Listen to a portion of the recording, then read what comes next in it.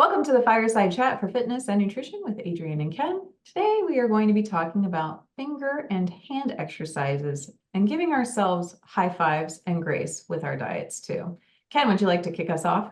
Adrienne, yes, I would. So let's say, for instance, you wake up and your fingers, your hands are stiff. What do? How do you make them so that they're not stiff? Good throughout the day. There's a couple of exercises and some stretches I'm going to show you today. So it's going to start off with putting the tips of your fingers together, pushing them together, and then pushing them apart. This is stretching when you go like this, and strengthening when you come together. Stretching and strengthening. You can do 10 to 15 of these, like this. This is it. This is one. Okay. That strengthens the muscles on the inside of the hand. You also make a hook, what's called a hook. You go like this. I don't know if you can see what I'm doing. Yeah, like that. So you go like this. So this works the muscles on the top of the hand. Okay, just like that. And again, you can do 10 to 15. You can do both at the same time. Just like that. Yeah. Now, you also want to kind of work on the grip or on the finger strength. So you're going to go like this, interlace. And you're going to try and pull apart, and just try and grip your fingers pretty tight and try and pull apart. You can switch. One up. It doesn't really matter on this one, which one's on top, but you can switch it if you want. Hold it for 10, 15 seconds, and then relax. Let's say, for instance, you want to stretch the muscles on the inside, the webbing of the inside of the muscles on the inside of your fingers. You just go like this. This is actually better if you put it on the table. You just go like this, wide as you can. Wide as you can. Wide, just again, 10 to 15 repetitions. And let's go ahead and stretch the fingers and forearms. So what you'll do is this arm is out straight. Grab the fingers and pull back, keeping the elbow straight. And you'll feel the stretch, the flexors on the wrist and the hand. You stretch like that. And again, this is 20 to 30 seconds. Hold. You do both sides, of course. Then you do the wrist extensor muscles where the elbow is straight. And like this. Again, and like this. And then one last stretch I want to show you is wrist rotation. So hardly anybody does this, but you put your hand like this.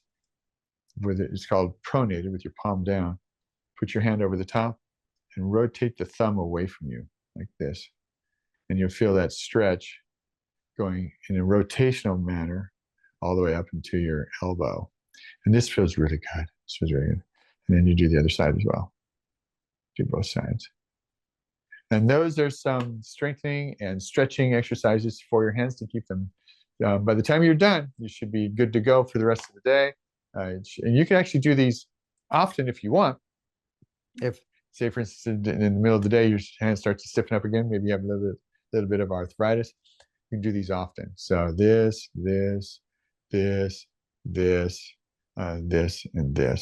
and rotation. So hopefully that is helpful to people with hand stiffness or arthritis in your hands. Do you have any questions, Adrienne? Should we just all be doing this anyway and not waiting for arthritis? Yeah, you could, and especially if your hands are feeling tight, or if you have problems with say, for instance, you write a lot, if you type a lot, your hands and forearms can get tired. This will relieve them and prevent you from getting say carpal tunnel syndrome. Keep them nice and flexible and strong, and you'll be good to go. So yeah. I think this would be really good for people who do a lot of needlework, whether it's knitting or crochet. That's like sure. Sure, that's true. Yeah. Anytime you're using your hands for fine work or using them a lot, it'll help. Have you considered calling the first one Mr. Burns hands? Mr. Burns. Yes, let me see. Oh, that's funny. Oh, I didn't thought about that. That's good. Well, definitely we want to take care of our hands and our fingers, but we also want to give ourselves a high five and some grace while we're on our health journey. And we're going to talk about why this is important too, because a lot of times making healthier food choices and lifestyle choices, going to sleep earlier, including exercise, does feel like an uphill battle. And some days you're going to be on it, you're going to crush your goals, and other times you might be just eating half a bag of chips on the couch. And guess what? That's okay. Giving ourselves grace is just as important as making those healthy changes. And here's why self-compassion is actually the secret ingredient to long-term success. One, perfectionism really isn't the goal. And we have to think about health as not a pass, fail, or 100% zero kind of test. It's actually a lifelong journey of learning and then experimenting and growing. One less than ideal choice is not going to derail you, like having a dessert every so often, and one healthy meal does not magically transform your health. It's the trends over time that matter. So that's one thing to keep in mind. When you beat yourself up over a slip up, you're more likely to fall into a nasty cycle of guilt and shame. I shouldn't have done that. And then we just end up giving up altogether, or we start restricting and then, of course, like binging. On the other hand, when you offer yourself kindness, you're more likely to bounce back and make a good choice next time. It's like parenting, really. You can be really mean when your kid messes something up. Or you can say, oh, maybe we shouldn't I don't know, put sand in somebody's gas tank. Not a great idea. What can we do differently next time? You can do the same thing with yourself. And so instead of dwelling on what didn't go right, try to focus on small wins. So even if you had a dessert, did you get all of your water in earlier in the day? Did you add an extra vegetable to dinner? Or is that something you could do tonight? Could you maybe choose to walk for 10 minutes instead of scrolling social media for an hour? Those are some worthy high five moments right there. And I would take some time, like just recognize and build on them.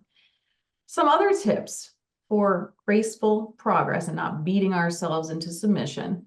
One is to start really small and celebrate. So setting achievable goals and maybe tracking them on a habit planner can help you see your progress. If you made it to the gym once a week, that's a win. If you ate fruit instead of candy, that's another win. Give yourself a little bit of grace around that stuff too. And then talk to yourself like a friend. Would you tell your best friend that she's a failure for eating a cupcake? Probably not. So don't say it to yourself. Another thing is to remember progress over perfection, because one off day does not erase all of the good that you've done in the week or the month. So just try to focus on the forest and not on the trees so much all the time. And another thing is reflecting and resetting. I like to do this at the end of the day. And instead of spiraling into guilt, we can ask ourselves, what can I do better tomorrow? And then we just move on. And so hopefully you'll realize that there is a lot of power in giving ourselves grace and being self-compassionate that actually helps us reach our goals, and understanding that health is a journey and that we want to create habits that last, not some 30-day crazy restrictive diet. So give yourself grace, try again, celebrate your small wins, learn from our stumbles, and then we'll keep going. And we're not aiming for perfection, we're aiming for healthier, happier versions of ourselves. And that's always worth a high five, is it not? It is. Any questions or comments on that? No, good stuff. I like what you said. Perfection is the enemy of good. So as long as it's good enough, you don't have to be perfect, just good, just better, just try to make progress every day, a little bit of progress, and that's all you need. Yeah, it doesn't have to be that hard, everybody. I know. We would love to hear if you have given yourself a little bit more grace recently, if you've done a little bit of Mr. Burns exercises. Always love to hear from you guys. Also, any topics that we haven't covered that you'd like us to, please put that in the comments, and we'll see you all next week. Take care. Bye.